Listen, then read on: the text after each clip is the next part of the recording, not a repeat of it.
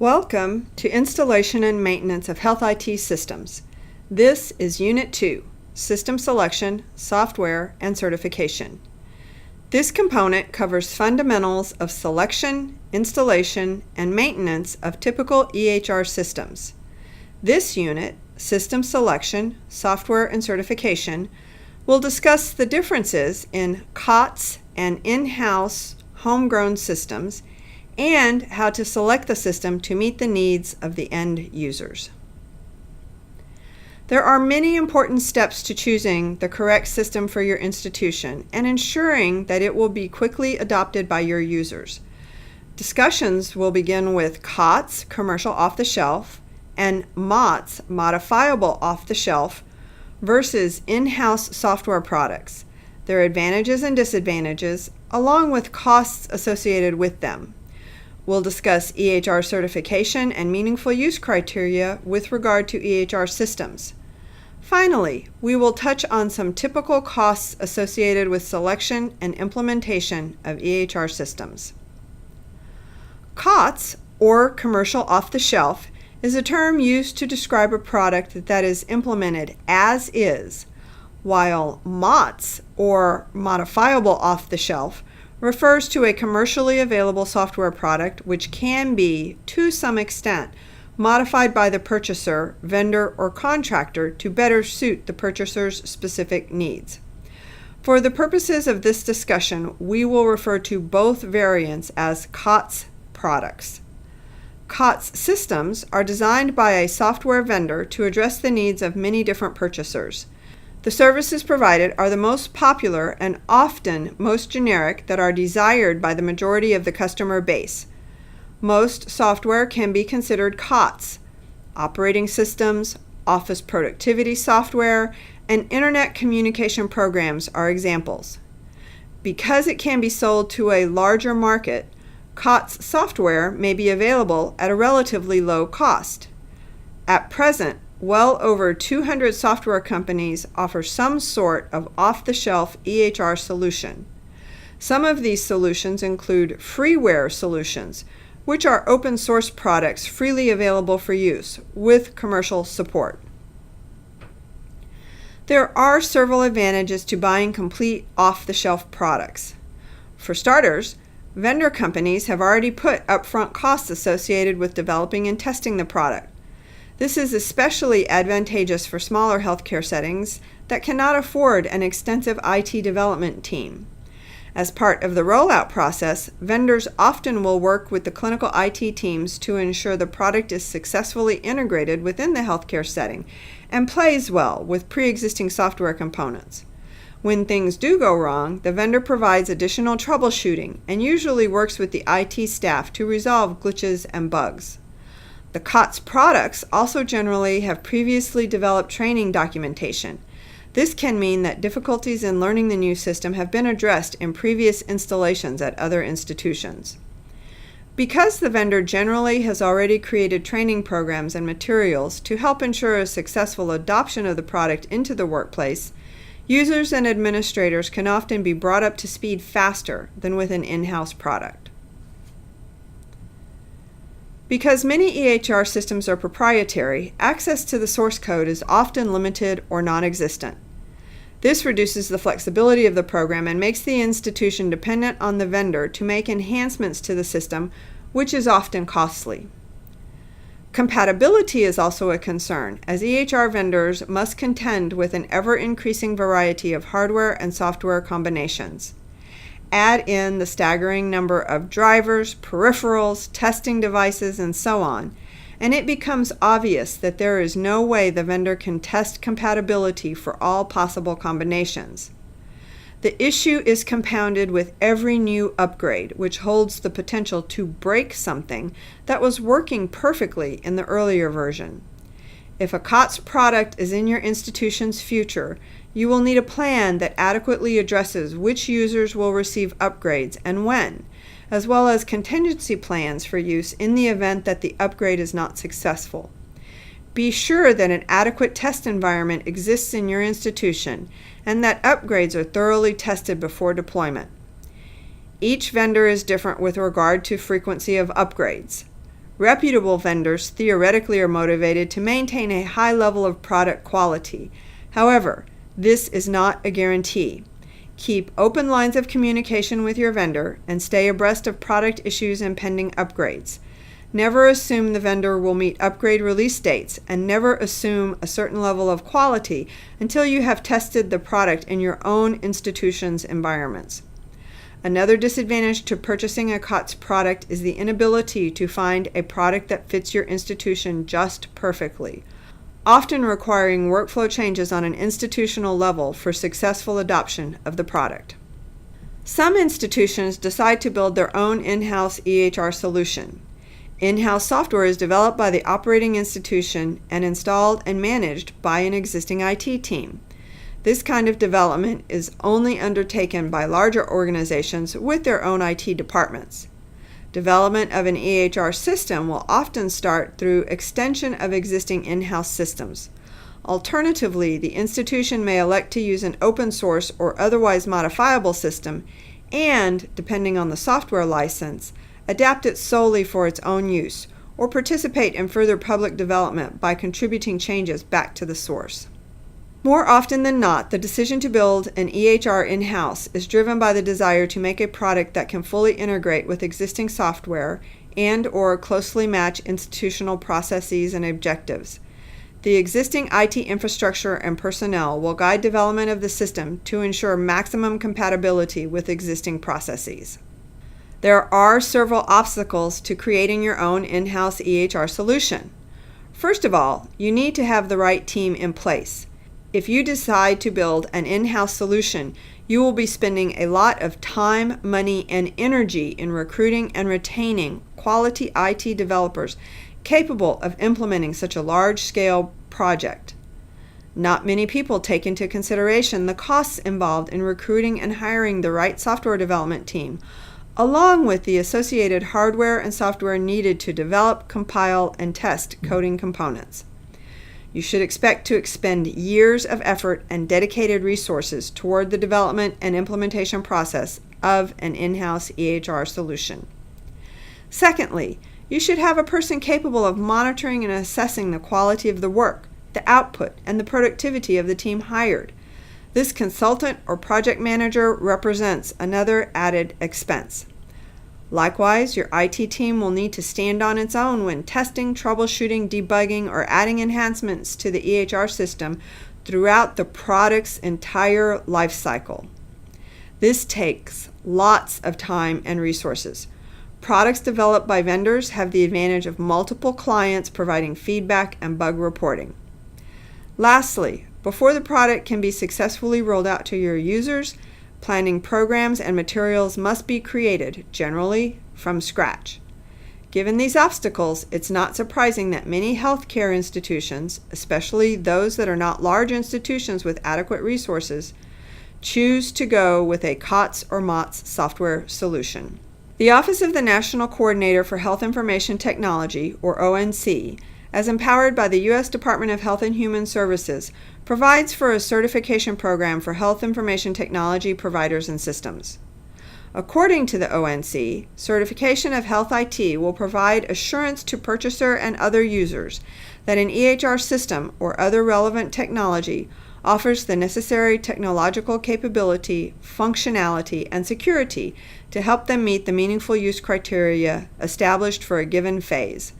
Providers and patients must also be confident that the electronic health IT products and systems they use are secure, can maintain data confidentiality, and can work with other systems to share information.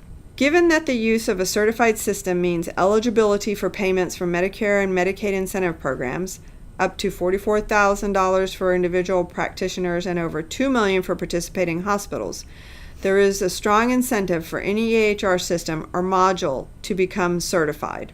A final rule on an initial set of standards, implementation specifications, and certification criteria for adoption by the HHS Secretary was issued on July 13, 2010.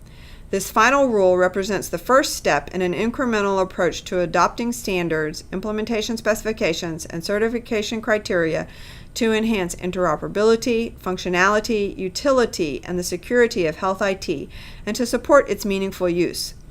The certification criteria adopted in this initial set establish the required capabilities and related standards and implementation specifications that certified EHR technology will need to include in order to, at a minimum, support the achievement of meaningful use stage 1 by eligible professionals and eligible hospitals under the Medicaid EHR incentive programs. Certification of EHR systems accomplishes 4 major goals. It reduces the risks to investment in EHR systems, which represent a sizable business investment, by providing additional assurance that the system is worthwhile. It may facilitate interoperability between EHR systems, as multiple systems would adhere to the same set of standards. As mentioned previously, certification is a prerequisite for Medicare and Medicaid incentive payments, along with other stimulus incentives. Finally, certification requires that EHR systems and networks protect the privacy of personal health information. Choosing to narrow your search to certified EHR products allows you, as the evaluator, to be assured that each of the certified software products will meet similar standards for basic functionality, interoperability, and security. This will allow you to focus your evaluation more on any special or unusual needs of your institution. It's important to note that interoperability is at an early stage and requirements for interoperability are still being established. Note, certification examines only the system itself and does not evaluate the company's service aspects or financial solvency.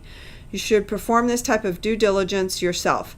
It is important to know that your vendor has a good reputation and plans to provide continuous support for your software throughout the product's life cycle. The American Recovery and Reinvestment Act of 2009, more commonly known as ARRA, or referred to as the stimulus bill, is the economic package passed by the U.S. Congress in February 2009.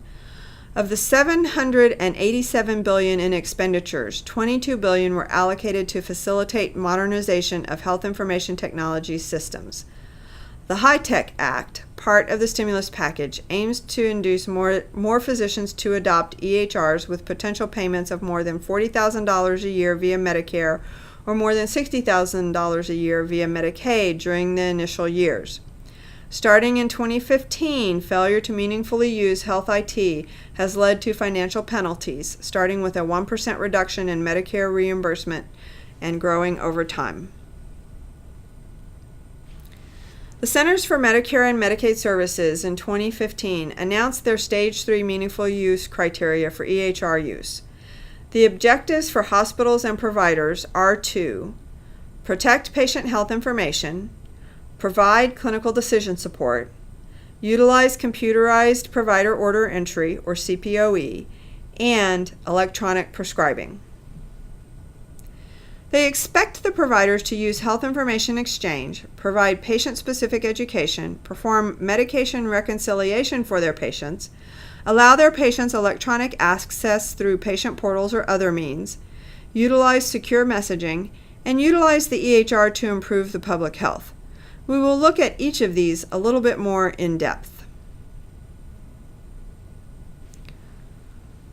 For protecting patient health, all providers, as a part of the HIPAA security rule, are expected to conduct or review a security risk analysis addressing the security, including encryption of protected health information, that would be individually identifiable data. They are also expected to utilize clinical decision support. They can either implement 5 clinical decision support interventions for 4 more quality measures. They are also expected to utilize clinical decision support. They can either implement 5 clinical decision support interventions for 4 or more quality measures, and they have to enable and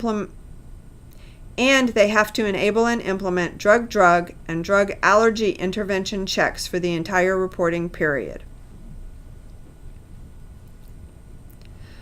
For computerized provider order entry, or CPOE, there are 3 measures, and that is that 60% of their medical orders have to be utilizing CPOE, 30% of lab orders and 30% of radiology orders also have to utilize CPOE. So the expectation is that providers will be using CPOE to place their orders. For electronic prescribing, more than 50% of permissible prescriptions need to be queried for drug formulary and transmitted using Certified Electronic Health Record Technology, or CEHRT. For health information exchange, it is required that the provider uses the Certified Electronic Health Record Technology to create a summary of care and electronically transmit the summary for more than 10% of the transitions. These transitions could be to specialists, or could be from a specialist to a primary care provider, or from a hospital to a nursing home, or just different providers or settings of care. So, whenever you would have a transition or referral, the expectation would be that you would electronically transmit that data more than 10% of the time. With patient-specific education, the knowledge base within the Certified Electronic Health Record Technology should provide information, and that needs to be provided to 10% of unique patients who have office visits. Medication reconciliation needs to be performed for more than 50% of transitions in care, and patient electronic access greater than 50% of all unique patients must be provided timely access to view, download, and transmit their data. At least one patient needs to view, download, or transmit their data to a third party. Secure messaging has 3 different levels. In 2015, there needed to be the capacity for patients to send and receive. In 2016, secure messages need to be sent to the patient using electronic messaging function or in response to a secure message for at least one patient. In 2017, the secure messaging functionality for 2016 needs to be used for more than 5% of unique patients. For the first measure of public health, eligible providers are expected to be in active engagement with a public health agency to submit immunization data, and the active engagement relates to the ability of the public health agency to accept it or not. Not all public health agencies have that capability yet. Measure 2 is the same for syndromic surveillance reporting. For Measure 3, the specialized registry reporting, the provider needs to be submitting data to a specialized registry, and that specialized registry would depend on the type of provider, primary care versus specialty. Finally, we look at the meaningful use and the next stages, and meaningful use will evolve beginning in 2019. Providers will be reimbursed under the Merit-Based Incentive Payment System, or MIPS, and this will roll together the PQRS and meaningful use. It will also include other activities. So there would be the quality measures. There are measures also related to resource use. Practices would have to undertake improvement activities, as well as meaningfully use Certified Electronic Health Record Technology for a MIPS composite performance score that ranges from 0 to 100. This would determine whether or not their payments are adjusted positively or negatively. Startup costs include new hardware and network components, including servers, switches, cabling, racks, software components, including purchasing and licensing the EHR product, along with any customization and support contracts, and interfaces, including laptops, workstations, PDAs, and so on. Bear in mind that licensing options vary, and different licensing options may be available for each product. As an example, a single user license or tiered pricing, where the fees are different depending on the level of access the user has to the system, may be quite viable for a small practice.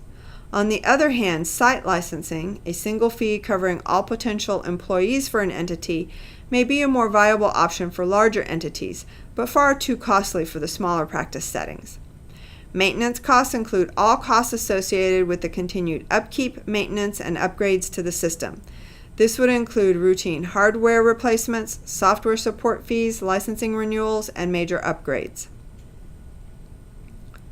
Training costs include fees incurred by the vendor to train new system users and administration during startup, as well as training materials, simulators, etc. throughout the life cycle of the product. What are the anticipated productivity costs associated with the implementation of this product? Are the users going to have to make significant changes in workflow, resulting in substantial loss in productivity? Lastly, what consultants will you need to bring in to implement the installation? Wireless and network upgrades may require consultation to ensure optimal results. Will you be bringing in an implementation specialist at $125 an hour? Be sure to consider these costs when selecting an EHR system. This concludes Unit 2 System Selection, Software, and Certification. In summary, when choosing a system, be aware of broad categories of systems available for selection. Weigh the advantages and disadvantages of them, paying special attention to the required resources for development and maintenance. Certification of systems should be strongly considered. Finally, any system that is considered and implemented should address the meaningful use priorities.